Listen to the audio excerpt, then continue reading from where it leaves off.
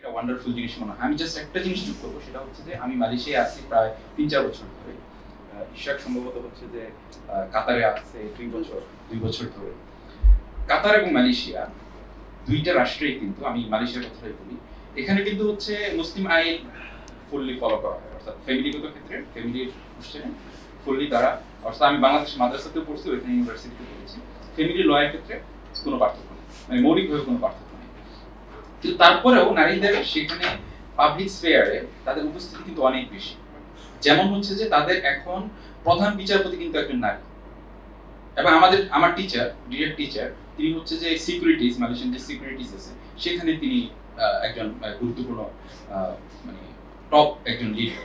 So মুসলিম ল থাকলে অথবা মুসলিম practice থাকলে নারীদের উন্নতি হবে না। যেমন আসলে আমি বাংলাদেশে এটা মানে অবাক হয়েছে যে বাংলাদেশে ডে কেয়ার নাই কেন, মানে নারীরা চাকরিতে যাচ্ছে, নানা মানে ধরেন পড়ছে, বিশ্ববিদ্যালয়ে পড়তেছে, বিশ্ববিদ্যালয়ে নিজেরা ডে কেয়ারের ব্যবস্থা করবে না, মানে এটা আমার কাছে, আমি আসলে খুবই অবাক হয়েছে তারা ডে কেয়ারের ব্যবস্থাটা কেন করে না। সো আমার পয়েন্টটা জাস্ট আমি এটাই বলবো যে মালয়েশিয়ার দৃষ্টান্তে আমি দেখছি যে মুসলিম ল তারা বাংলাদেশের মতো থাকা সত্ত্বেও তারা কিন্তু নারীদের অবস্থা অনেক বেশি ইমপ্রুভ করতে পারছে। সো মুসলিম লটা মোটেই নারীদের প্রগ্রেসের জন্য কোনোভাবেই বাধা না। থ্যাঙ্কস। প্রতিষ্ঠান যখন করবে তাহলে অবশ্যই সেই প্রতিষ্ঠানের যে সক্ষমতা, সেই সক্ষমতাটাও নিশ্চয়ই সেখানে বিবেচনা হবে। তো আমি আর দুটো কথা বলতে চাই। ইশরাক ভাই বলেছেন আর কি, যেটা নীলুফার ইয়াসমিন শিল্পীও বলেছেন, যে প্রথমত হচ্ছে আসলে মানে যে সতীদাহ প্রথা বিলোপ হয়েছে, হ্যাঁ, আমাদের আসলে সেজন্য ইতিহাসটাও অনেক বেশি আলোচনা হওয়া দরকার। হ্যাঁ, সতীদাহ প্রথা যখন আসলে বিলোপ হয়েছে তখন কিন্তু রাজা রামমোহন রায় মানে এই দেশের ভারতীয়দের মধ্যে একটা শিক্ষার একটা জায়গা তৈরি হচ্ছে।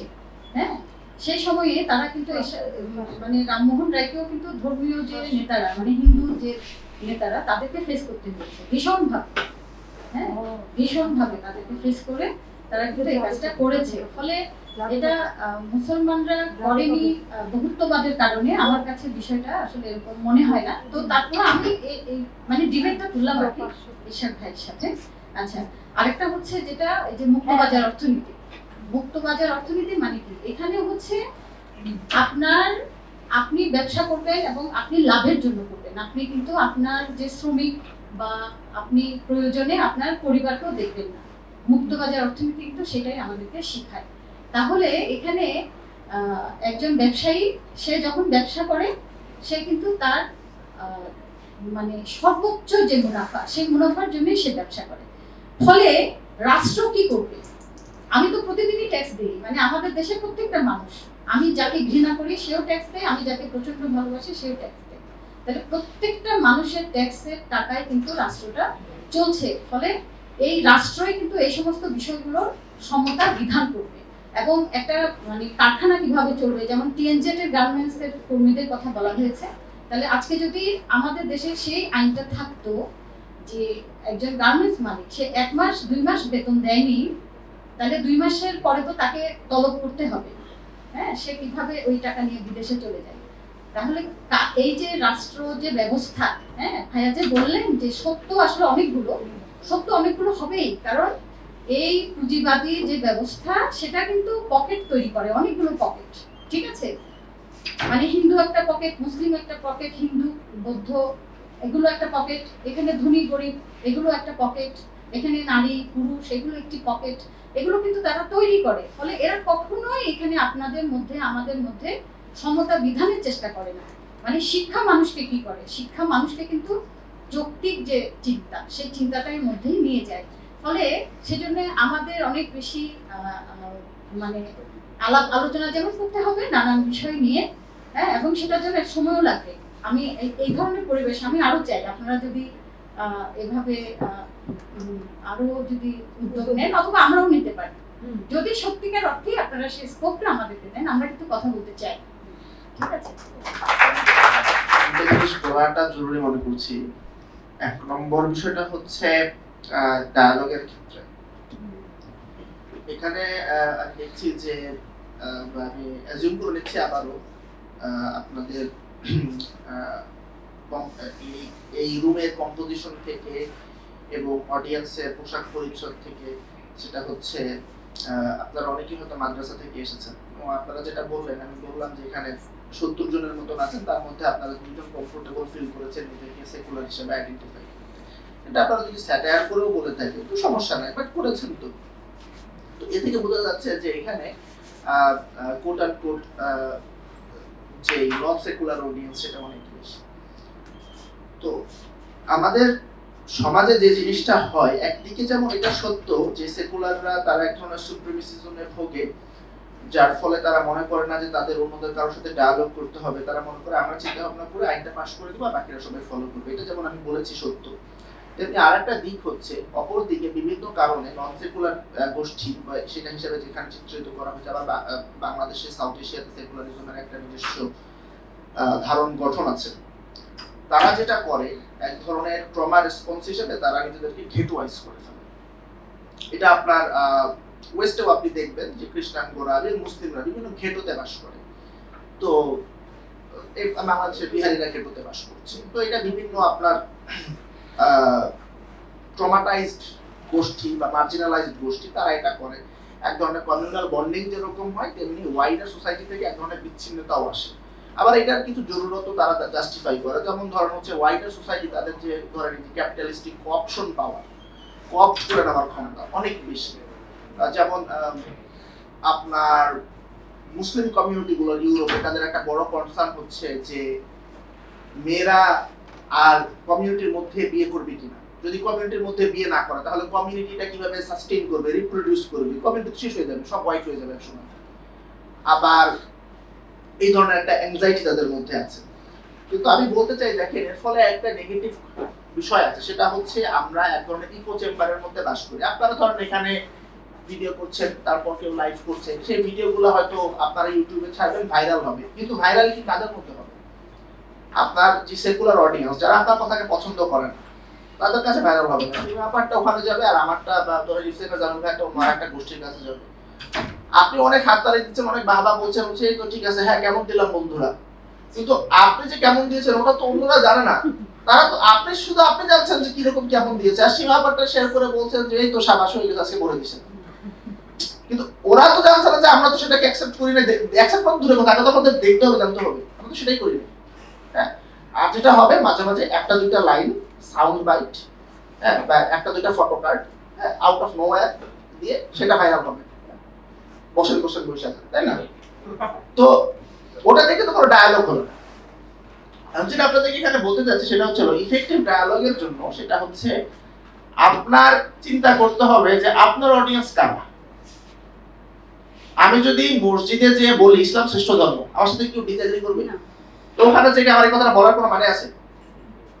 তাহলে এইটা যদি আমি ইফেক্টিভ ধরেন আমি দাওয়াত দিতে চাই, তাহলে আপনাকে সেইটা অন্য আরেকজন যে আপনার এই মতের সাথে একমত না তার সাথে কথা বলতে হবে এবং তাকে বোঝাতে হবে যে কারণ আপনার এই যুক্তিটা সঠিক। সেই কাজটা আনফরচুনেটলি কেউই করে না। কেউ করে না পজিশন অফ পাওয়ারে থেকে, কেউ করে পজিশন অফ উইকনেস থেকে। কারণ ভয় পায়, কথা বলতে ভয় পাই, যদি আমি চাই তাহলে আমি তো পারবো না, আমি আমার গোষ্ঠীর মধ্যেই থাকি যেখানে আমাকে কেউ চ্যালেঞ্জ করবে না। এবং আমরা যখন কথা বলবো, আমরা যখন ডায়ালগ করব, তখন আমাদেরকে ওই ভাষায় ওই যুক্তিতে কথা বলতে হবে যেই ভাষা যে যুক্তি অপর গোষ্ঠীর কাছে অ্যাকসেপ্টেবল না হলেও অ্যাটলিস্ট রিজনেবল যেন হয়। এখন সাপোজ আপনি যদি বলেন যে নারীর সম্পত্তি এত পার্সেন্ট আর পুরুষের সম্পত্তি এত পার্সেন্ট, এটা কোরআনে লেখা আছে, এখন যে কোরআনে বিশ্বাস করানো কেন ওটা মানবে? তাহলে এটা তো তার কাছে not only acceptable but it is also not reasonable. তাহলে আপনি যদি সেইটাকে কারোর কাছে নিয়ে যেতে চান তাহলে আপনাকে চিন্তা করতে হবে সবাই নিশ্চয়ই সেই এপিস্টেমিক ফ্রেমওয়ার্ক থেকে নাই, সবাই নিশ্চয়ই সেই একই যুক্তি দিয়ে কাজ করে না। তাহলে আমরা কিভাবে অন্যের কাছে নিজের বক্তব্যকে রিজনেবল করতে পারি? অ্যাকসেপ্টেবল হতে হবে না, অনেক কিছুই রিজনেবল কিন্তু অ্যাকসেপ্টেবল না, আছে না? ধরেন মদ খাওয়ার তো অনেক সময় তো আপনার ডাক্তারও মদ প্রেসক্রিপশন করে ফর হেলথ বেনিফিটস, এটাকে আমরা রিজনেবল মনে করি, বাট মুসলমানদের কাছে তারপর ওটা অ্যাকসেপ্টেবল হয় না। বাট অ্যাটলিস্ট তো যুক্তিটা আমি বুঝতে পারলাম। তো এই জিনিসটা কিন্তু আমাদের করার একটা দরকার আছে। এটা আমি এমনি বলতে চাচ্ছিলাম, এটা আমি মনে করি যে আন্ডারলাইন একটা রিজন যে আমাদের আজকে এই ডিবেটটা করতে হচ্ছে, বিকজ আমাদের তো ডায়ালগ হয় না সোসাইটিতে। আর এখানে সীমাতে একটা জিনিস বলেছেন যে বহুত্ববাদের ব্যাপারে, দেখেন মুসলিম সোসাইটিতে বহুত্ববাদের বিষয়টা এটা অনেক পুরাতন এবং এটা শুধু মুঘলদের মধ্যে কনফাইন্ড না, বাট আনফরচুনেটলি বাংলাদেশে আমরা এই রিলেটেড কোনো ডিসকাশন করি না। যারা মুসলিম সোসাইটিকে রিপ্রেজেন্ট বা ডিফেন্ড করতে চান তারা এগুলো নিয়ে পড়াশোনা করতে আগ্রহী নন, ফর ভেরিয়াস রিজনস। একটা কারণ হচ্ছিল তারা ঐতিহাসিকভাবে মার্জিনালাইজ থাকার কারণে তারা জানেন না যে কোনটা পড়তে হবে আর কোনটা বলতে হবে। হ্যাঁ, যে সাবঅল্টার্ন কমিউনিটি অর্থাৎ যে নিপীড়িত জনগণ তার একটা বৈশিষ্ট্য হচ্ছে সে নিজেকে ডিফেন্ড কিভাবে করতে হয় সেটাও জানে না, কারণ সে যদি নিজেকে ডিফেন্ড করতে জানতো তাহলে তো ক্ষমতাবান হয়ে যেত, আর ক্ষমতাবান হয়ে গেলে তো সে আর মার্জিনালাইজ থাকতো না। আপনার ওটোমান এম্পায়ারও সেম জিনিসটা হয়েছে। তো এখানে আপনার সাবা মাহমুদ ফেমিনিস্ট রাইটার, উনি দেখাচ্ছেন যে মডার্ন ইজিপশিয়ান স্টেটের মাধ্যমে ধর্মীয় স্বাধীনতা সংকুচিত হয়েছে। ওটোমান আমলে বা ওসমানীয় আমলে এই ধর্মীয় স্বাধীনতাটা অনেক বেশি ছিল। তো খুবই একটা অ্যাস্টোনিশিং একটা ক্লেম যে ওসমানীয়দের আমলে যেটা প্রি মডার্ন স্টেটে সেখানে আপনার ধর্মীয় স্বাধীনতা বেশি আর একটা মডার্ন স্টেটে ধর্মীয় স্বাধীনতা কম, কিভাবে হলো? সেখানে দেখাচ্ছে যে ওসমানী পিরিয়ডে যেটা হয়েছিল যে ইহুদিরা ইহুদিদের আইন অনুযায়ী নিজেদেরকে শাসন করতো, খ্রিস্টানরা খ্রিস্টানদের, মুসলমানরা মুসলমানদের। সো আপনার কমিউনাল অটোনমি গুলো ছিল। কিন্তু মডার্ন ইজিপশিয়ান স্টেট এসে কি হলো, এইখানে বেসিক্যালি ইসলামকে আইনের ভিত্তি ধরে একটা ইউনিফাইড কমন ল তৈরি করা হলো এবং সেই আইনটা সকল জনগোষ্ঠীর উপরে, কপটিক খ্রিস্টান, ইজিপ্টে তো আর ইহুদি অর্থে নাই, মেইনলি আছে কপটিক খ্রিস্টান এবং মুসলমান। তো কপটিক খ্রিস্টানরা বেসিক্যালি ইসলামী শরীয়ত দ্বারা এখন শাসিত হয়, যদিও সেটাকে বলা হচ্ছে কিন্তু সেকুলার ল। কিন্তু এই সেকুলার লয়ের উৎসমূল আছে আবার ইসলামী রসম রেওয়াজ এবং বিভিন্ন ফিলোসফি। সো তাহলে এখানে সাবা মাহমুদ দেখাচ্ছেন যে ওটোমান পিরিয়ডে আপনার ধর্মীয় স্বাধীনতা, লিগ্যাল প্লুরালিজম এন্ড বাস্তবিক প্লুরালিস্টিক চর্চা এটা বেশি ছিল। সেম জিনিস আপনার মুঘল পিরিয়ডে হয়েছে, যদিও আমরা এগুলো নিয়ে আলোচনাও করি না, জানিও না। কর্মী তাদেরকে না ধরে যারা ওখানে যায় তাদেরকে ধরা উচিত। তো আমি এখানে বলবো, আমার বাবা হচ্ছে একজন কৃষক, তিনি মাথার ঘাম পায়ে ফেলে ফজর থেকে শুরু করে হচ্ছে রাত পর্যন্ত কাজ করে 500 টাকা ইনকাম করেন। তো একটা মেয়ে 1 লাখ থেকে 30,000 টাকা ইনকাম করে, আমার বাবা পুরো মাসে 15,000 টাকা ইনকাম করে। তাহলে শুধুমাত্র আমার লিঙ্গ না থাকার কারণে, আমি বিপরীত লিঙ্গের হওয়ার কারণে আমি কেন এই বৈষম্যের শিকার হইতেছি? সে শুধুমাত্র 1 লাখ থাকার কারণে 30,000 টাকা ইনকাম করতেছে, কিন্তু আমি পুরো মাস মায়ের পায়ের ঘাম মাথায় ফেলে আমি হচ্ছে 15,000 টাকা ইনকাম করতেছি। শুধুমাত্র লিঙ্গ বৈষম্য। আমার যদি মেল লিঙ্গ থাকতো, আমি যদি নারী হইতাম, আমি হয়তো 1 রাতে 30,000 টাকা ইনকাম করতে পারতাম। সেই জায়গা থেকে আমাদের উচিত যে যৌন কর্মী তাকেও ধরা এবং যে সেখানে যায় তাকেও ধরা। আপনি শুধু বলেছিলেন যে যৌন পতিতালয়ে যারা যায় তাদেরকে ধরা, আসলে এইটা কি করা উচিত? আমাদের ধরা উচিত দুজনকেই। কারণ সে 1 রাতে যদি 30,000 টাকা ইনকাম করবে আর একটা রিক্সাওয়ালা পুরো মাস খেটে 30,000 টাকা ইনকাম করতে পারে, এটা বৈষম্য, বিশাল বড় বৈষম্য। হ্যাঁ, প্রথমত হচ্ছে আপনার কথার কোটিংয়ের মধ্যে একটু আছে, মানে দুর্বলতা আর কি। সেটা হচ্ছে মানে নারী লিঙ্গ হওয়ার কারণে নারী যৌনকর্মী হয়, বিষয়টা কিন্তু তা না। হ্যাঁ, আর মানে ওটা তো অবশ্যই যে এই যে পেশাটাকে সৃষ্টি করলো কারা আসে। হ্যাঁ, প্রত্যেকটা মানুষ মানে যে শ্রম দিয়ে সে হচ্ছে পণ্য উৎপাদন করে, একজন সেক্স ওয়ার্কার সে তো মানে কোনো শ্রম দিয়ে পণ্য উৎপাদন করছে না, তাই তো? তাহলে মানে এখানে তাকে একটা গোষ্ঠী, সেটা নারী পুরুষ নির্বিশেষে, ঠিক আছে, এই গোষ্ঠীটা কিন্তু তাকে তৈরি করছে। হ্যাঁ, এখন ধরুন আপনার বাবা যে সকাল থেকে রাত পর্যন্ত যে পরিশ্রমটা করছে, মানে আমাদের দেশের শ্রমিক কৃষক, হ্যাঁ, তাদেরই তো আসলে এই যে মানে এই রাষ্ট্রের যা কিছু সম্পদ, হ্যাঁ, সেগুলোর মালিক হওয়া উচিত কিন্তু তাদের, আমরা এটাই বলি। হ্যাঁ, সেই শ্রমজীবী মানুষগুলোরই মালিক হওয়া উচিত। কিন্তু এই রাষ্ট্র, যে রাষ্ট্র একটা বিভেদ তৈরি করে রেখেছে, হ্যাঁ, সেই বিভেদমূলক যে রাষ্ট্র, সেই রাষ্ট্রে কিন্তু এই জিনিসগুলো তারা তৈরি করে, ঠিক আছে? একটা মেয়েকে সে ওইদিকে ঠেলে দেয় এবং একদল মানুষ আছে যারা হচ্ছে মানে সেখানে তারা খদ্দের হয়। হ্যাঁ, এখন ধরুন যে আমি এই কথাটা কেন বললাম, আমি তো এটাও বললাম যে অবশ্যই এই নারীদেরকে পুনর্বাসনের জন্য আপনারা কিন্তু সেই চেষ্টাটা রাখতেই হবে, জারি রাখতেই হবে। হ্যাঁ, কিন্তু আবার আপনি যদি মানে তাদের এই পথে যাওয়ার যে কজ, সেই কজটাকে যদি রেখে দেন, তাহলে কিন্তু মানে আপনার আপনি কি করবেন? প্রতিরোধ করবেন নাকি প্রতিষেধক মানে ব্যবহার করবেন? তাহলে আমি সেটাই বলছি যে মানে পুরুষদের মধ্যে মানে এখানে বিষয়টা আসলে এইভাবে আলোচনা করলে একটু পাল্টাপাল্টি হয়, কিন্তু আমরা যদি এইভাবে দেখি যে ধরুন আমাদের যে ছেলে মেয়েরা, হ্যাঁ, তাদেরকে যদি আমরা ছোটবেলা থেকেই মানে তার যে প্রপার যে এডুকেশন, মানে সেটা শুধু স্কুলের যে শিক্ষা সেটা না, হ্যাঁ, তার সে শারীরিকভাবে মানসিকভাবে সুস্থভাবে বেড়ে ওঠার জন্য যে এডুকেশন, হ্যাঁ, সেটার আমরা ব্যবস্থা করতে পারি। আমরা যদি তাদের সেই সাংস্কৃতিক একটা পরিমণ্ডল তাদেরকে দিতে পারি যেখান থেকে সে আসলে তার আনন্দের যে ইয়েটা, হ্যাঁ, মানে এই যে বিনোদনের বিষয়টা আসলে কেন আসে, এটাও কিন্তু মানুষের শ্রমের প্রয়োজনে। হ্যাঁ, আপনি যখন এক নাগারে শ্রম করছেন আপনার মধ্যে একটা একঘেয়েমি আসবে, কিন্তু আপনি একটা গান শুনুন, মানে আপনাদের ইসলামিক যে গানগুলো সেগুলো আপনি শুনুন, সেটা কিন্তু আপনাকে একটা রিল্যাক্সেশন দিবে। হ্যাঁ, আপনি একটু খেলুন, খেলাটাও কিন্তু আপনার মধ্যে একটা আপনার যে মানে জড়তা বা আপনার মধ্যে যে একঘেয়েমি এটাকে কিন্তু দূর করে দিবে। হ্যাঁ, তাহলে আমরা সেটাই বলছি যে এখানে আমাদের ছেলেমেয়েরা মোবাইল ব্যবহার করবে, কিন্তু তারা যাতে এখানে মানে পর্ণ আসক্ত হয়ে না যায়, তাহলে সেটা কে দেখবে? এটা রাষ্ট্র, কিন্তু তার তো উইংস আছে, হ্যাঁ, সে এগুলো কন্ট্রোল করবে। আমাদের ছেলে মেয়েদের হাতে যেন এই জিনিসগুলোকে তারা মানে বাচ্চাদের জন্য কোন জিনিসগুলো তাদের চিন্তাকে পজিটিভ দিকে নিয়ে যাবে, হ্যাঁ, সেই জায়গাটা যেন তৈরি হয়, তাহলে সেটার জন্যই আসলে কাজ করতে হবে। কিন্তু এখানে বিষয়গুলো এমন যদি হয় যে ধরুন মানে 1% ধরুন, হ্যাঁ, 99%কে এখন তো 1% দমন করছে, তাই না?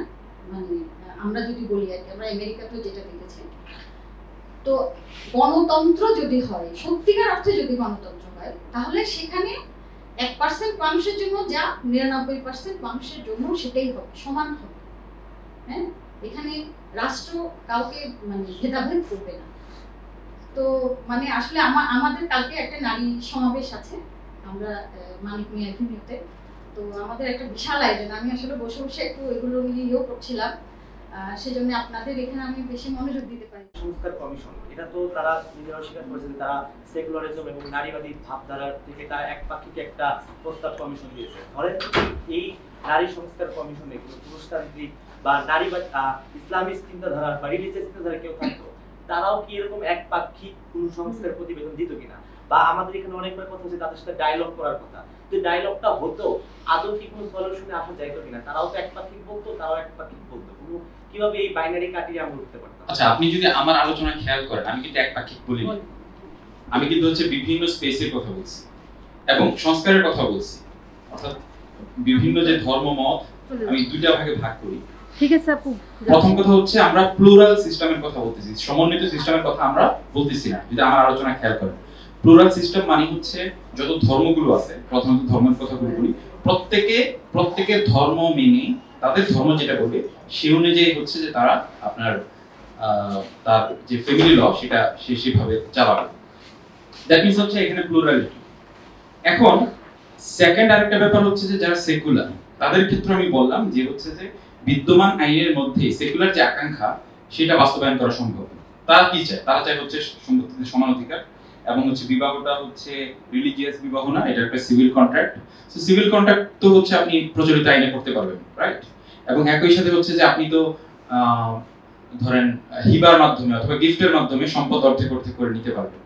সো আমরা কিন্তু হচ্ছে কারো উপর কাউকে চাপাই দেওয়ার কথা বলতেছি না।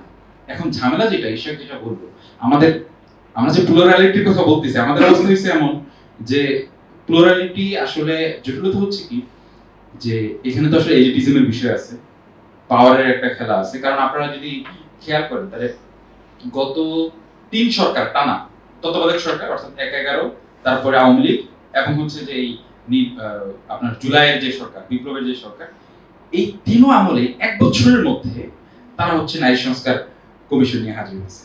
এবং এর মধ্যে সবচেয়ে ভায়োলেন্ট ছিল হচ্ছে আপনার হাসিনার আমলটা। হাসিনার আমলে আপনাদের মনে আছে কিনা আমি জানি না, যখন ধর্মীয় গোষ্ঠীগুলো বা মুসলিম গোষ্ঠীগুলো যখন প্রতিবাদ করে তখন 4 জনকে কিন্তু হত্যা করা হয়, 4 জন বা 5 জন, এটা একটু ইন্টারনেটে সার্চ করলে পাবেন। শত শত মানুষকে গ্রেফতার করা হয় জাস্ট দ্বিমতের কারণে। এবং যিনি এটার নেতৃত্বটা দেন এই আন্দোলনের, মুফতি ফজলুল কামিনী, তার ছেলেকে গুম করে নিয়ে যাওয়া হয় এক সপ্তাহ গুম করে রাখা, এটা 11 সালের কথা বলতেছি, কারণ 2017-18 সালের দিকে বা 20 সালের দিকে আমরা গুম শব্দটার সাথে অনেক অভ্যস্ত হয়ে গেছি। ধরেন আমাদের মধ্যে হয়তো অনেকেও আছে যারা গুমের শিকার হয়েছেন, কিন্তু 2011 সালে হচ্ছে যে গুমের শিকার হয়, কিন্তু ভয়াবহ ব্যাপার ছিল। এবং এরপরে হচ্ছে যে তাকে মুফতি ফজলুল কামিনীকে মৃত্যু পর্যন্ত আর মানে গৃহবন্দী করে রাখা হয়েছে জাস্ট দ্বিমতের কারণে। বুঝতেছেন আমরা কোথায় আছি, মানে কোথায় ছিলাম অ্যাকচুয়ালি। তো আমার আশাটা ছিল যে আমরা আকরাম হুসাইন এনসিপি তিনি একটা কথা বলছেন যে আমার কাছে মনে হয় যে বাংলাদেশে এলিট নারীবাদী যারা বা শহুরে এলিট যারা, তারা এখনো আসলে মানে যেমন আমি নাম না বলি যে একটা সত্য থাকে, অথবা একটা জিনিস হচ্ছে সভ্য, একটা হচ্ছে যে আমরা উন্নতির দিকে যাওয়া, মানে এখন এই চিন্তাগুলো থেকে যতক্ষণ পর্যন্ত আমরা না বের হইতে পারবো ততক্ষণ পর্যন্ত আসলে কোনো সমাধান নেই। এই জন্য আমার কাছে মনে হয় যে মানে এই যে নারী সংস্কার যে আন্দোলন বা যে কমিশন যেটা হয়েছে, এটা আসলে বাস্তবতা হচ্ছে বাস্তবায়ন হবে না, এটা খুব বেশি দূর আগাবে না। তাহলে আমরা এটা নিয়ে এত আলোচনা করতেছি কেন? আমাদের কাছে আলোচনার মেইন জায়গাটা হচ্ছে আপনার মেথোডোলজিক্যাল এপিস্টেমোলজির জায়গা থেকে আমরা আলোচনাটা করতেছি। কারণ আপনি যদি প্লুরালিটি জিনিসটা না বুঝেন, আপনি যদি হচ্ছে প্লুরাল লিগ্যাল সিস্টেম না বুঝেন, আপনি যে হচ্ছে যে সেকুলারিজম মানে হচ্ছে যে মানে এটা হচ্ছে উন্নত, এই জাতীয় জিনিসগুলো থেকে যতক্ষণ পর্যন্ত আমরা বের না হতে পারবো ততক্ষণ পর্যন্ত আসলে আপনি আপনার কথাটা ঠিক যে আসলে আলোচনা সম্ভব না। আমরা আসলে ওই গ্রাউন্ডে আসলে ক্রিয়েট করার ট্রাই করতেছি। থ্যাঙ্কস। তারা হিন্দু ফ্যামিলিতে বিলং করে। তো ওর বাবা হচ্ছে আপনার গত বছরে মারা গেছে, এবং ওর একটা বড় বোন আছে, বড় বোনটা হচ্ছে ডিভোর্সি, তার একটা বাচ্চা আছে ছোট। সো হিন্দু ফ্যামিলিতে ডিভোর্স হওয়াটা কিন্তু রেয়ার, খুবই রেয়ার। হিন্দু ফ্যামিলিতে নর্মালি ডিভোর্স হয় না। তো তো যেটা হয়েছে সেটা হচ্ছে যে ওর মা হচ্ছে এখন ওদেরকে নিয়ে থাকে, আর মেয়েটা হচ্ছে বুয়েটে পড়ে। তো যখন ওর বাবা মারা গেছে, এখন ওদের হচ্ছে আমাদের শহরে একটা বাড়ি আছে 4 তলা, ওর চাচারা সেটা দখল করার জন্য ট্রাই করতেছে। এবং ওদের কিন্তু হিন্দু ধর্ম অনুযায়ী, যদি হিন্দু ধর্মের ল ফলো করা হয়, ওই সম্পত্তিতে কিন্তু ওই 2 মেয়ের কোনো অধিকার নাই। সো বেসিক্যালি যে ওই সম্পত্তি ওরা পাবে। এখন ওই যে ডিভোর্সি মেয়েটা, মানে যে বড় বোনটা, তার একটা বাচ্চা আছে, সো তার লাইফটা কিন্তু একদম সিকিউর না, তার কোনো সম্পত্তি পাবে না। সো সেক্ষেত্রে যদি রাষ্ট্র এদেরকে দায়িত্ব না দেয়, এখন হিন্দু যারা মব আছে, ইসকনের সদস্য আছে, কিংবা ধরেন যারা উগ্র হিন্দুপন্থী আছে, তারা তো কোনোভাবেই চাইবে না যে একটা সিভিল ল হোক যেখানে হিন্দু নারীরাও হচ্ছে পুরো সম্পত্তির পুরো অধিকার পায়। একই সেন্সে ধরেন ইসলামিক ল যেটা আছে, সেখানে বলা হচ্ছে যে বাবার থেকে অর্ধেক পাচ্ছে, আবার হচ্ছে হাজবেন্ডের থেকে হচ্ছে সম্পত্তি পাচ্ছে, সব আসলে সব মিলে এক হচ্ছে। That's true. তো সেক্ষেত্রে রাষ্ট্র কি পুরোপুরি এনফোর্স করে যে নারী সম্পত্তি পায় কিনা? নারী তো বাবার বাড়িতে সম্পত্তি রেখে আসে, ভাইরা বলে যে হইতেছে যে তুমি বাবার বাড়িতে যাবা, তখন তোমার একটা অধিকার থাকবে সেখানে। তার মানে রাষ্ট্র কিন্তু আপনার বর্তমানে যে আইন আছে সেই আইনও ফলো করার মাধ্যমে নাগরিক সুবিধা দিতে পারছে না। আর এই হিন্দু ফ্যামিলির কথাটা যেটা বললাম, তারাও তো রাষ্ট্রের নাগরিক, তো তাকে এই পুরোপুরি সম্পত্তি বুঝাই দেওয়ার দায়িত্ব হচ্ছে রাষ্ট্রের। আর একটা বিষয় এখানে অ্যাড করতে চাই, সেটা হচ্ছে বিবাহ নিয়ে একটা কোর্ট ম্যারেজ নিয়ে একটা আলাপ হয়েছে যে সিভিল লতে হচ্ছে প্রত্যেক মানুষের বিবাহ হবে। এখন এইখানে আমি 2টা সমস্যা দেখতে পাচ্ছি, যে যদি আপনার এরকম একটা আইন হয়, যেমন ধরেন জন্ম নিবন্ধন, আমরা কি করি যখন একটা বাচ্চা হয় ইউনিয়ন পরিষদে গিয়ে জন্ম নিবন্ধন করি। যদি রাষ্ট্র এখানে একটা হস্তক্ষেপ করে, সেক্ষেত্রে বহু বিবাহ বন্ধ হবে, বাল্য বিবাহ বন্ধ হবে। কারণ তখন সরকারের কাছে রেজিস্ট্রেশন থাকবে যে এই লোকটা এই মেয়েটাকে বা এই ছেলেটাকে বিবাহ করছে। তো সে যখনই সেকেন্ডবার একটা বিয়ে করতে যাবে, তার রাষ্ট্র সেখানে হস্তক্ষেপ করবে যে সে আসলেই ভরণ পোষণ করতে পারবে কিনা বা সে যোগ্য কিনা। তার মানে আমার মনে হয় যে এটার ক্ষেত্রেও নাগরিক সুবিধা প্রদান করা হচ্ছে, প্রত্যেক মানুষের তার অধিকার প্রদান করা হচ্ছে। সো নারী সংস্কার কমিশন নিয়ে অনেক আলাপ থাকতে পারে, অনেক সেকুলারিজমে বেশি ফলো করা হচ্ছে সেটাও হতে পারে, কিন্তু আমার কাছে বেসিক্যালি মনে হয়েছে যে উত্তরাধিকার যে আইনটা করা বলছে সেটা করা দরকার, নারীদের অধিকার রক্ষার জন্যই দরকার। আর সিভিল লতে যে ম্যারেজের কথা বলা হচ্ছে সেটাও দরকার। Thank you. আচ্ছা, আমি উত্তর দিই, তারপরে ঈশ্বর যোগ করব। আমি আসলে আমার কাছে মনে হয় যে আপনার প্রশ্ন ছিল দুইটা। প্রথম প্রশ্ন ছিল হচ্ছে, বা দ্বিতীয় প্রশ্ন ছিল মেইনলি হচ্ছে মুসলিম যে আইনে অর্ধেকের কথা বলা হয়, সে অর্ধেক তো আসলে অনেক ক্ষেত্রে পাচ্ছে না বা অনেক বৈষম্যের শিকার হচ্ছে। এই জায়গাটা আসলে সবাই একমত। এবং আপনি যদি হচ্ছে আইন আদালতের পরিস্থিতি জানেন, তাইলে হচ্ছে বাংলাদেশে একটা কোর্ট ব্যবস্থার একটা ক্রাইসিস আছে। কারণ হচ্ছে যে নারীরা যখন কেন ধরেন কথার কথা একজন বঞ্চিত হইল একজন নারী, সে কেন এটা সমাধান পায় না? কারণ সে যখন আদালতে যায়, আদালত একটা ভয়াবহ জায়গা। ভয়াবহ জায়গা মানে হচ্ছে আপনি যখন একবার আদালতে যাবেন আপনার 20 বছর 25 বছর 30 বছর লাগায়, এখন একজন নারী 2-3 মাস পর পর হাজিরা থাকবে এবং হাজিরা দিতে যায় দেখবে যে হচ্ছে জজ নাই, মাসের পর মাস এটা হবে। সো এইভাবে তো ভাই আপনি সমাধান করতে পারবেন না। এই জন্য আমার কাছে মনে হয় যে আপনার এই সেকেন্ড যে এটা ছিল, আমার কাছে মনে হয় যে একটা স্পেশাল একটা ইউনিট অথবা একটা স্পেশাল অধিদপ্তর থাকতে পারে যারা হচ্ছে যে 6 মাসের মধ্যে অথবা মানে 1 বছরের মধ্যে নারীদের অধিকার সংক্রান্ত, উত্তরাধিকার অধিকার সংক্রান্ত যে সমস্ত বিষয় সেটা সরকারি খরচে তারা এটাকে সলভ করে দিবে। এটা আমার কাছে একটা সমাধান মনে হয়, কারণ প্রচলিত যে অবস্থা কোর্টের এইটাতে আসলে মানে ভয়াবহ পরিস্থিতি সৃষ্টি হয়। সেকেন্ড হচ্ছে আপনি বলতেছেন যে হচ্ছে নারী, হিন্দু নারীরা তো কিছুই পায় না, সো আমরা তো জাস্টিসের, আপনি যে যুক্তি দিলেন জাস্টিসের জায়গা থেকেই তো আমরা মানে এখানে ইন্টারভেনশন করা মানে এথিক্যাল, রাইট? কিন্তু এখন দেখেন দুনিয়াতে কোনো কিছুই হচ্ছে যে সবকিছুর একটা অপরচুনিটি কস্ট আছে, মানে ইকোনমিক্সের একটা গুরুত্বপূর্ণ টার্ম হচ্ছে অপরচুনিটি কস্ট। আপনি যেই অপশনই গ্রহণ করেন, ধরেন কথা আপনি এখানে আজকে আসলেন, আপনি তো ঘুমাইতে পারতেন বাসায়, রাইট? অথবা যদি ঘুমাইতেন তাহলে তো এখানে আসতে পারতেন না। সো আপনি যে কোনো অপশনই গ্রহণ করেন, এটা একটা বিপরীত আরেকটা অপশন আপনার ছাড়তে হবে। তো এখন হিন্দু ফ্যামিলি লতে যদি ইন্টারভেনশন করা হয়, এখানে যদি হস্তক্ষেপ করা হয়, তাইলে উপকারের থেকে জটিলতাটা বেশি। জটিলতাটা কেন বেশি? কারণ হচ্ছে যে রাষ্ট্রের হাতে আপনি ক্ষমতা দিলেন যে সে কোনটা ধর্ম, কোনটা উচিত, কোনটা অনুচিত সেটা ঠিক করে দেওয়ার জন্য। Let me finish. সো এখন দ্যাট মিন্স হচ্ছে এটা একটা বড় জটিলতা হয়ে দাঁড়াবে। কেন বড় জটিলতা হয়ে দাঁড়াবে? কারণ যার হাতে ক্ষমতা থাকবে, যে সংখ্যাগরিষ্ঠ হবে, সে আপনি মানে আপনার পার্সোনাল আপনার রিলিজিয়ন কি হবে সে সেটা ঠিক করে দিতে থাকবে। কারণ আজকে আপনার কাছে মনে হচ্ছে সে হিন্দু ধর্মে হাত দিতে আপনি দিলেন, কালকে সে ইসলামী বা মুসলিম ধর্মে সে হাত দিয়ে বসবে। এখন আপনি বলতে পারেন তার কি সংস্কার প্রয়োজন না, অথবা সংস্কার কি করা সম্ভব না? সংস্কার অবশ্যই সম্ভব এবং সংস্কার করা যায়। যেটা ধরেন হিন্দু বেশ কিছু জায়গায় এগুলো হয়েছে, বেশ কিছু ভারতের কিছু কিছু উদ্যোগ এটা নিয়ে হয়েছে। এখন সমাধানের ব্যবস্থা যেটা আমি আমার আলোচনাতে বলছি সেটা হচ্ছে যে ডিসকার্সিভ ট্রেডিশন। তালাল আসাদের এই সংজ্ঞাটার সাথে আপনারা হয়তো পরিচিত। সেটা হচ্ছে যে একটা জনগোষ্ঠী তারা নিজেরা আলোচনা করবে। আলোচনা করলে আমরা মানুষের রিজনে বিশ্বাস করি, আমরা মনে করি যে মানুষের যে কালেকটিভ উইজডম, সেই কালেকটিভ উইজডম সে কিছুদিন তর্ক বিতর্ক ডিসকাশনের পরে একটা ডিসিশনে পৌঁছাবে, সে একটা সমাধান বের করবে। তো এটা অবশ্যই আপনার ইনসাফটা পেতে মানে জাস্টিসটা পেতে একটু টাইম লাগতেছে, এটা অবশ্যই একটা কস্ট, এটা অবশ্যই একটা মানে আমরা অবশ্যই এটার জন্য দুঃখিত হতে পারি। কিন্তু এটা উল্টাটা যদি হয়, আপনার রাষ্ট্রের হাতে যদি হস্তক্ষেপের ক্ষমতাটা দিয়ে দেন তাহলে একটা ডিজাস্টার করবে। আমরা গত শতকে হচ্ছে যে আপনার কমিউনিস্ট রাষ্ট্রগুলোর কথা জানি। কমিউনিস্ট রাষ্ট্রগুলোতে কি পরিমাণ হচ্ছে যে আপনার রাষ্ট্র ধর্মের মধ্যে, ধর্মীয় আইনের মধ্যে এবং ধর্মীয় জনগোষ্ঠীর মধ্যে কিভাবে আপনার হচ্ছে অত্যাচার চালাইছে, কিভাবে হস্তক্ষেপ করছে সেটা অবর্ণনীয়। আমি আমার মালয়েশিয়ার অনেক বন্ধু বান্ধব আছে যারা চায়না থেকে আসছে, যদিও ধরেন চায়নাকে আমরা একভাবে দেখি, কিন্তু তাদের ধরেন যুবকরা হচ্ছে মসজিদে যেতে পারে না কিছু এলাকা বাদে, মানে কিছু সংখ্যাগরিষ্ঠ মুসলিম এলাকা আছে, এর বাইরে যুবকরা নামাজ পড়তে যেতে পারে না। এবং হচ্ছে যে কে ধর্ম শিক্ষা দিতে পারবে এইটা রাষ্ট্র ঠিক করে দেয়, মানে রাষ্ট্র বলে দেয় যে তুমি এইটা শিখাইতে পারবা এবং তুমি শিখাইতে পারবো, অমুকে শিখাইতে পারবা না। এবং ইনফ্যাক্ট আপনি যদি অনলাইনেও শিখান তাহলে তারা আপনাকে ধরে নিয়ে যাবে। সো রাষ্ট্রকে হস্তক্ষেপ করার সুযোগটা যদি আমরা দিয়ে দিই, এটা একটা ভয়াবহ ব্যাপার হয়ে দাঁড়াবে। কিন্তু এখানে তো আমি যে পরিবর্তনের কথা বললাম, মানে বাংলাদেশে একটা ফ্যামিলি বিলং করে, তার বাবা মারা গেছে, 2টা মেয়ে বা 3টা মেয়ে, তো সেই ক্ষেত্রে তারা তো সম্পত্তি পাচ্ছে না।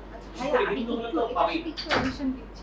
শুধু কিন্তু আপনি যে হিন্দু পরিবারটার কথা বললেন সেটা না, আমরা যদি বাংলাদেশে মুসলিমদের মধ্যেও দেখি, মানে ভাই না থাকলে বা কোনো লোকের ছেলে সন্তান না থাকলে তার অ্যাবসেন্সে কিন্তু সম্পত্তির কিছুটা ভাগ চাচা পায়। হ্যাঁ, এখন মানে আমি সেটাই বলছি যে বাস্তবতাটা হচ্ছে চাচা কেন পায়, ইসলামিক পার্সপেক্টিভে হচ্ছে যে বাবার অ্যাবসেন্সে চাচা এতিম মেয়েগুলোর বাবার মতোই দায়িত্ব নেবেন, সেই পার্সপেক্টিভে সে কিছুটা পার্সেন্টেজ পাবে। এখন ওই যে একটা কথা বললাম যে আমরা ভাগের কথাটা বলছি, দায়িত্বের কথাগুলো আসছে না।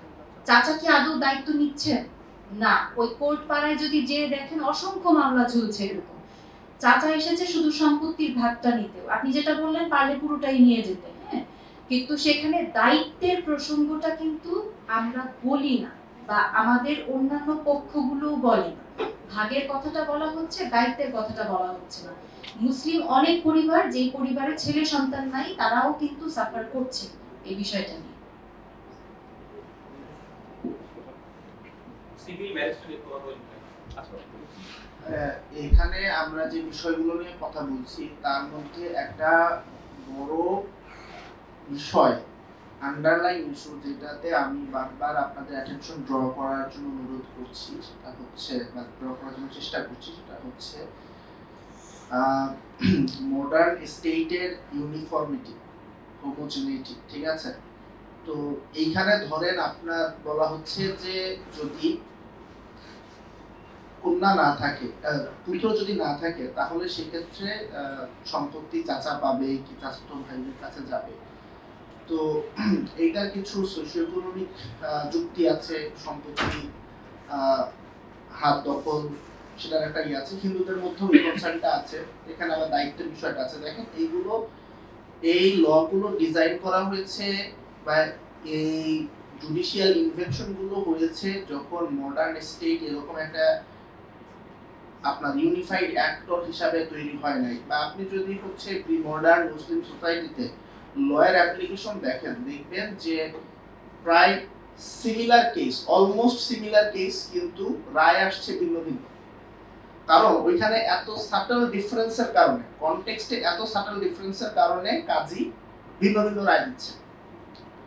হ্যাঁ, এমনও দেখা গেছে যে আপনার অনেক লেজিট ক্লেমে আপনার কাজী তার পোশাক থেকে, তার অ্যাকসেন্ট থেকে অনেক কিছু ডিডিউস করে রায় বিবিধ করে দিচ্ছেন।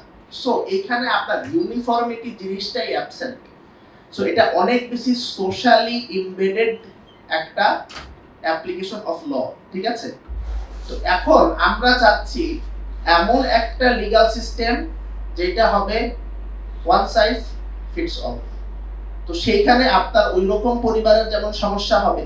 এখন আমি আপনাকে ফ্লিপ সাইড বলি, যদি আপনি এরকম ওই ফ্যামিলির সমস্যাটা সলভ করতে চান, আপনি এমন কি রকম প্রবলেম ক্রিয়েট করতে পারেন। বাই দা ওয়ে, এর মানে কিন্তু এই না যে ওই ফ্যামিলির যে কষ্ট, ওই ফ্যামিলির যে সাফারিং, সেটাকে আমি অবজ্ঞা করছি বা সেটাকে আমি তুচ্ছ করে দেখছি। আমি জাস্ট বলছি যে যখন ল সোসাইটি থেকে দূরে সরে একটা ইম্পার্সোনাল একটা বিষয় পরিণত হয়, হ্যাঁ, যখন একটা আমরা ইউনিফাইড, বড় যেই ভেরি আইডিয়া যেটা প্রপোজ করা হচ্ছে যে ইউনিফর্ম, ঠিক আছে, এরকম যখন বিষয় হয় তখন প্রবলেমটা কি দাঁড়ায়। আমি একটা জিনিসের দিকে এখানে অ্যালিউড করেছিলাম যে বাচ্চা কাচ্চারা ঠিকমতো পরিবেশ পাচ্ছে কিনা, বাচ্চা কাচ্চারা ঠিকমতো পরিবেশ পাচ্ছে কিনা সেটা রাষ্ট্র দেখবে, এবং যদি না হয় তাহলে রাষ্ট্র সেখানে ইন্টারভেন করবে। এটা কিন্তু ওয়েলফেয়ার স্টেটগুলোতে হয়, এবং ওয়েলফেয়ার স্টেটগুলোতে আপনার মাইনরিটিদের অভিজ্ঞতা কিন্তু খুব একটা ভালো না। তো এই বাচ্চা কাচ্চাদের ভরণ পোষণ করেন আপনার কথার কথা, আপনার ইসলামের অনেক বেসিক প্রিন্সিপালস আছে যেগুলো সেকুলার সাইকিতে আপনার ইরেশনাল বা আউটরাইট বিগট্রি মনে হতে পারে বা হয়। আপনি কি আপনার বাচ্চা কাচ্চাকে সেগুলো শিক্ষা দিবেন? যদি শিক্ষা দেন তাহলে কি রাষ্ট্র ইন্টারভিন করে বাচ্চাকে আপনার কাছ থেকে নিয়ে আসবে যেহেতু রেডিকালাইজ করছে বাচ্চাকে? আবার ধরেন কথার কথা, জামাত ইসলামী রাষ্ট্র ক্ষমতা আসলো, কথার কথা, যদিও আসবে না, কিন্তু ধরেন কথার কথা আনলাম। এটা আবার আমার একজন বড় ভাই, উনি টেলিভিশনে পড়ে জামাতদের কাছে ব্যাপক ঝামেলার মধ্যে পড়েছেন, বাট আমি বললাম ধরেন আসবে না, বাট তারপর ধরলাম যে আসছে।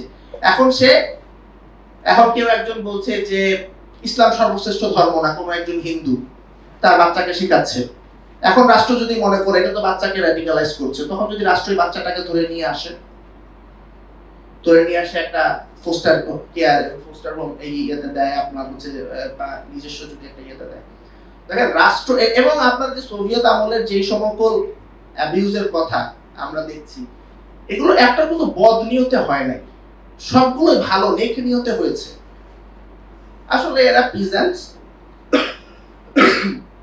কৃষক মজদুর, এরা বোঝে না এদের কিসে ভালো, তো আমরা ভালো করব। ভালো করতে যেয়ে আপনি দুর্ভিক্ষের জন্ম দিয়েছেন, ভালো করতে যেই আপনি গুলাগের মতন ফেনোমেনন আবিষ্কার করেছেন। তো এই জন্য ইন্টারভেনশন, রাষ্ট্রের ইন্টারভেনশনের ব্যাপারে আমাদেরকে খুবই ক্রিটিক্যাল থাকতে হবে।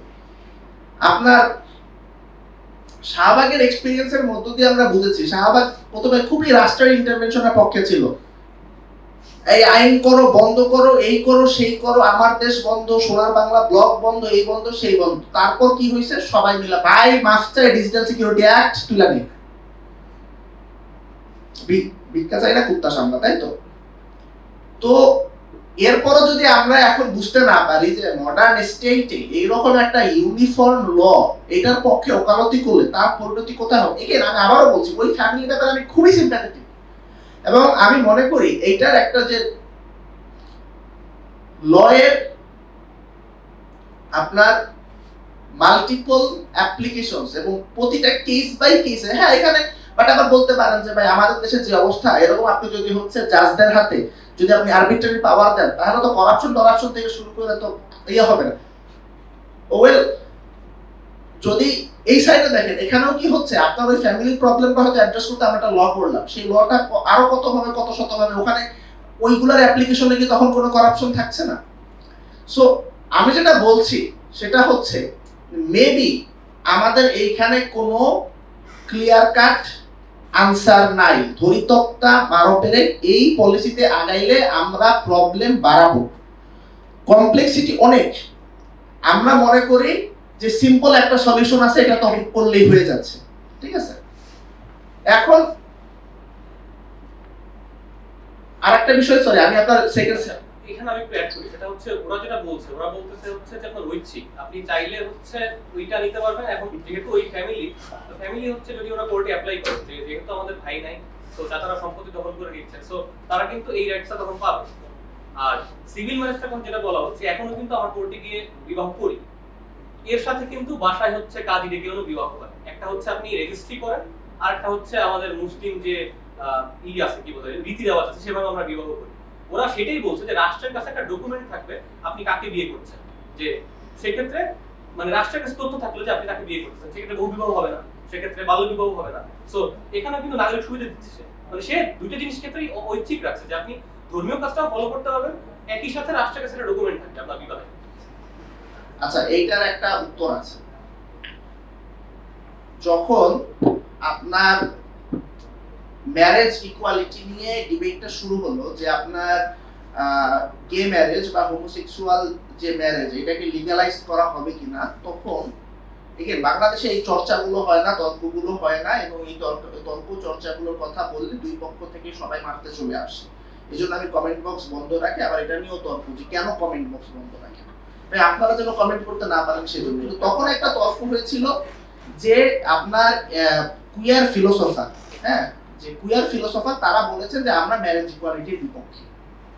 ওমা, আপনারা হচ্ছে এই সমকামিতা থেকে শুরু করে বিভিন্ন ধরনের সেক্সুয়াল ওরিয়েন্টেশন এটার পক্ষে, কিন্তু আপনারা সমকামী বিবাহ এটার বিপক্ষে কেন?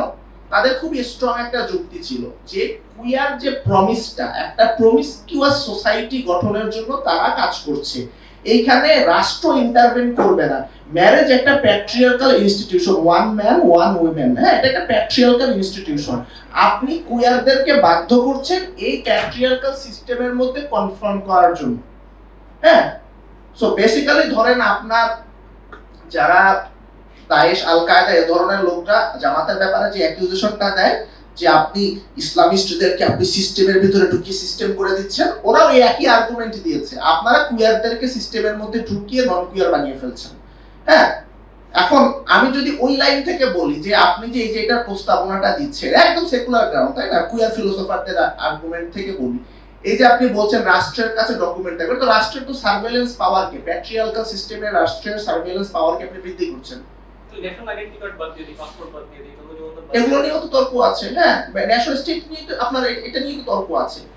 তো আমি যে দেখেন ওয়েস্টের সুবিধাটা কি, যেটা আমি বারবার অ্যাটেনশন ড্র করার ট্রাই করছি, সেটা হচ্ছে ওয়েস্টে এই রিলিজিয়াস আর সেকুলার বলে একটা পক্ষকে দমায় ফেলা যায়, কিন্তু বাংলাদেশে যখনই আপনি বলেন ধরো তুই তো ধর্মীয়, ও তারপরও যে কথাই বলে ওটা আর কোনো ম্যাটার করে না, কারণ ও তো ধর্মীয়। কিন্তু ওয়েস্টে আপনি স্বাচ্ছন্দ্যে ডোনাল্ড ট্রাম্পকে ভোট দিতে পারবেন, ডোনাল্ড ট্রাম্পকে প্রেসিডেন্ট বানাইতে পারবেন, হ্যাঁ বরিস জনসনকে বানাতে পারবেন।